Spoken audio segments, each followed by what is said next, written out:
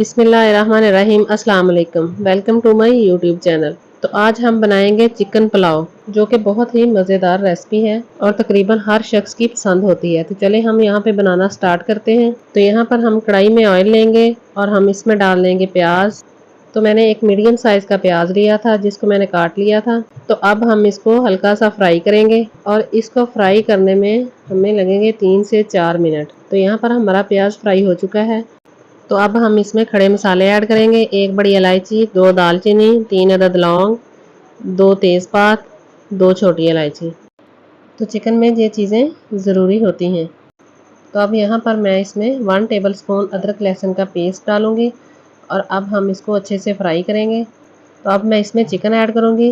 1 KG मैंने chicken लिया है।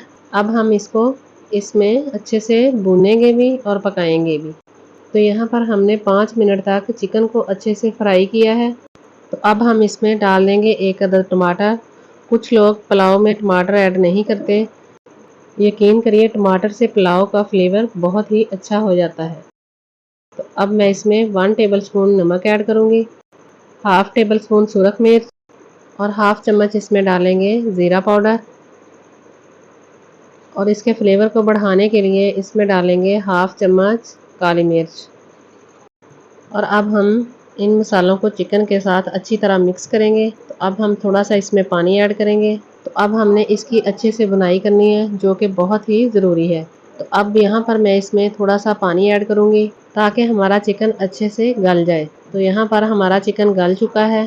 तो अब मैं इसमें 4 से 5 अदद सब्ज़ मिर्च डाल दूँगी। तो देखें इसमें कितनी खूबसूरत लग रही हैं। तो ये सब्ज़ मिर्च डालने से फ्लेवर तो अच्छा आएगा ही, तो इससे आपके पुलाव की जो लुक है वो भी बहुत अच्छी बनेगी। तो अब हम इसमें 2 टेबलस्पून नींबू का रस डाल देंगे। तो यहाँ पर ऑलमोस्ट हमारा मसाला तैयार हो चुका है। तो अब हम इसमें 2 लीटर पानी डाल देंगे। क्योंकि 1 केजी हमारे चावल हैं, तो 2 लीटर हम इसमें पानी डालेंगे। तो अब हम इसको कवर कर देंगे, बॉयल होने तक हम इसको पकने देंगे। तो यहाँ पर पानी बॉयल हो चुका है। चावल डालने से पहले पानी को 1-2 बॉयल आना बहुत ज़रूरी होते हैं। अगर पानी गर्म ना हो तो राइस आपस में जुड़ना शुरू हो जाते हैं। तो यहाँ पर अब हम इसमें चावल ऐड करेंगे, जो कि मैंने 2 घंटे से भिगो के रखे हुए थे। तो अब हम इनको बहुत ही स्लो हाथों से मिक्स करेंगे, क्योंकि यहाँ पर जो चावल हैं इनको टूटने का बहुत ख़तरा होता है। तो अब यहाँ पर हम इसको ढक्कन लगा देंगे। तकरीबन हम इसको पकने देंगे 7 से 8 मिनट। तो आप यहाँ पर इसका नमक मिर्च भी चेक कर सकते हैं, क्योंकि अगर कोई कमी है तो आप दोबारा डाल सकते हैं। तो यहाँ पर 7 से 8 मिनट हो चुके हैं। तो अभी यहाँ पर इसमें थोड़ा सा पानी है, तो अब हम इसको भी ड्राई करेंगे। अगर आपको हमारी वीडियो अच्छी लगे तो प्लीज़ हमारी वीडियो को लाइक ज़रूर किया करें। तो यहाँ पर हमारा पानी ड्राई हो चुका है। तो अब हम इसमें कटा हुआ सब्ज़ धनिया डाल देंगे। तो सब्ज़ धनिया डालने के बाद फिर हम इसको दम लगाएंगे। तो दम हमने इसको तकरीबन 15 मिनट के लिए लगाना है। तो मैंने दस्तरखान में अच्छे से लपेट कर ढक्कन को फिर दम लगाया है, ताकि इसकी भाप बाहर ना निकले। तो यहाँ पर 15 मिनट हो चुके हैं। तो हमारे चावल भी अच्छे से गल चुके हैं। तो अब हमने चावलों को हिलाना है और आपने इसमें ज़्यादा चमचा नहीं लगाना, ताकि हमारे चावल टूटे ना।